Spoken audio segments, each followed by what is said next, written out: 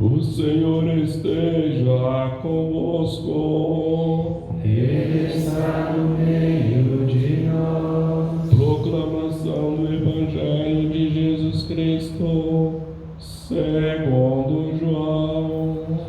Glória a vós, Senhor. Naquele tempo, Jesus apareceu de novo aos discípulos à beira do mar de Tiberíades. A aparição foi assim: estavam juntos Simão Pedro, Tomé, chamado Dídimo, Natanael de Caná da Galileia, os filhos de Zebedeu e outros 2 discípulos de Jesus. Simão Pedro disse a eles: eu vou pescar. Eles disseram: também vamos contigo. Saíram e entraram na barca, mas não pescaram nada naquela noite. Já tinha amanhecido e Jesus estava de pé à margem, mas os discípulos não sabiam que era Jesus. Então Jesus disse: moços, tendes alguma coisa para comer? Responderam: não. Jesus disse-lhes: lançai a rede à direita da barca e achareis. Lançaram, pois, a rede e não conseguiram puxá-la para fora por causa da quantidade de peixes. Então o discípulo a quem Jesus amava disse a Pedro: é o Senhor. Simão Pedro, ouvindo dizer que era o Senhor, vestiu sua roupa, pois estava nu, e atirou-se ao mar. Os outros discípulos vieram com a barca, arrastando a rede com os peixes. Na verdade, não estavam longe da terra, mas somente a cerca de 100 metros. Logo que pisaram a terra, viram brasas acesas com peixe em cima e pão. Jesus disse-lhes: trazei alguns dos peixes que apanhastes. Então Simão Pedro subiu ao barco e arrastou a rede para a terra. Estava cheia de 153 grandes peixes, e apesar de tantos peixes, a rede não se rompeu. Jesus disse-lhes: vinde comer. Nenhum dos discípulos se atrevia a perguntar quem era ele, pois sabiam que era o Senhor. Jesus aproximou-se, tomou o pão e distribuiu por eles, e fez a mesma coisa com o peixe. Esta foi a terceira vez que Jesus, ressuscitado dos mortos, apareceu aos discípulos. Depois de comerem, Jesus perguntou a Simão: Simão, filho de João, tu me amas mais do que estes? Pedro respondeu: sim, Senhor, tu sabes que eu te amo. Jesus disse: apacenta os meus cordeiros. E disse de novo a Pedro: Simão, filho de Jonas, filho de João, tu me amas? Pedro disse: sim, Senhor, tu sabes que eu te amo. Jesus lhe disse: apacenta as minhas ovelhas.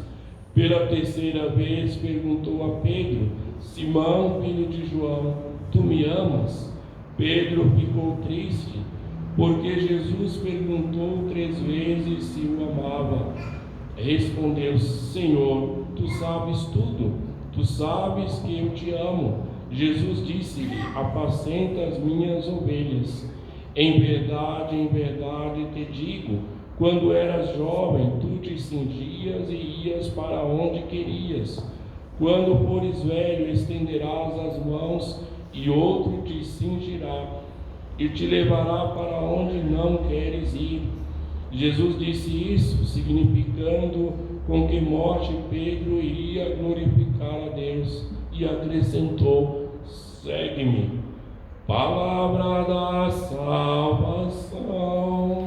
Glória a vós, Senhor. Que a palavra do Santo Evangelho cancele os nossos pecados.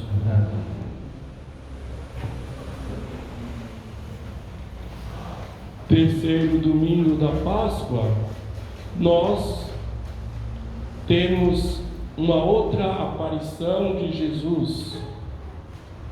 Então, no dia de Páscoa, as mulheres chegaram ao túmulo, não encontraram ninguém, viram o túmulo vazio. E depois Jesus encontra com os discípulos no cenáculo, a porta fechada. Depois, uma segunda vez, Tomé está junto com eles. Tomé não acredita. E para seguir Jesus, precisamos desdobrar-nos na fé e na obediência. Na fé e na obediência. Sem fé e sem obediência a Cristo Jesus, ninguém chega a lugar nenhum na sua caminhada cristã. Fé e obediência.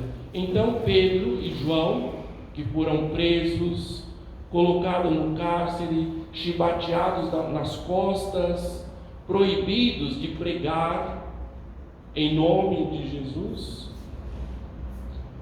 E Pedro, quando quando os discípulos novamente são apresentados ao sinédrio, Pedro toma a frente e diz: é preciso obedecer a Deus antes que aos homens.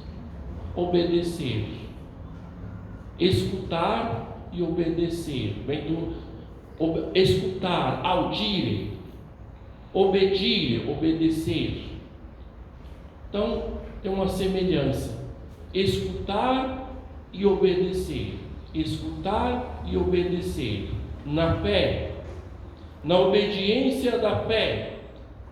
Não é porque tem um decreto de um político do STF, não sei do que, do presidente não sei da onde. Não. Por amor a Jesus, a obediência na fé. Então Pedro vai dizer: é preciso obedecer a Deus antes que aos homens.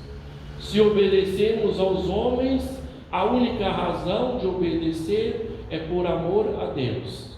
Simplesmente isso. Se obedecermos aos homens pelo santo temor a Deus, e não por medo, por vergonha, para aparecer bem na foto. Não é isso. Então Pedro vai dizer: vocês mataram Cristo Jesus, penduraram na cruz, pregaram na cruz, mataram, pregaram na cruz, porque rejeitou a pessoa de Cristo Jesus.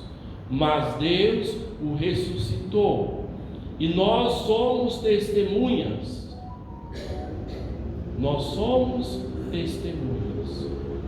Então Pedro, que volta ao seu antigo ofício para pescar, leva consigo alguns irmãos. Então Pedro toma a frente e vai pescar. E lembra quando Jesus encontrou a primeira vez Pedro e chamou Pedro e disse para ele: de agora em diante serás pescador de homens. Pescar homens, pescar almas para Deus. Parece que não assimilou bem, porque voltou a pescar peixes. Jesus falou: pescador, de agora em diante será pescador de homens. Então tem o lago de Genezaré, chamado Mar de Tiberíades. Na verdade não é um mar, mas um lago mesmo, onde tem montanhas em volta, pequenas escápulas. E Pedro confundiu, porém Jesus aparece, não repreende, não dá uma bronca, Jesus não dá uma bronca. Nunca que Jesus a única coisa que Jesus repreende por causa da rigidez e da falta de fé. Só isso. Jesus só reclama por causa da rigidez e da falta de fé. quando tinha alguém que passava e disse: olha, quero que peçamos para descer fogo do céu, para destruir os samaritanos? Não.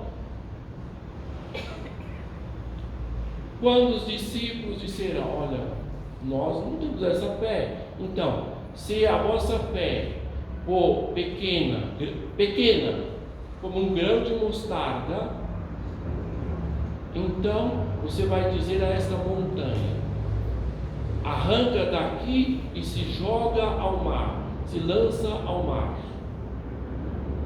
Então Pedro está ali pescando, encontra Jesus. Pedro foi chamado para pescar homens, seres humanos, pescar almas. O mar bravio, e os judeus tinham medo do mar. Tinha os monstros, lá no Antigo Testamento fala do monstro, os monstros marinhos, o Leviatã, as feras marinhas.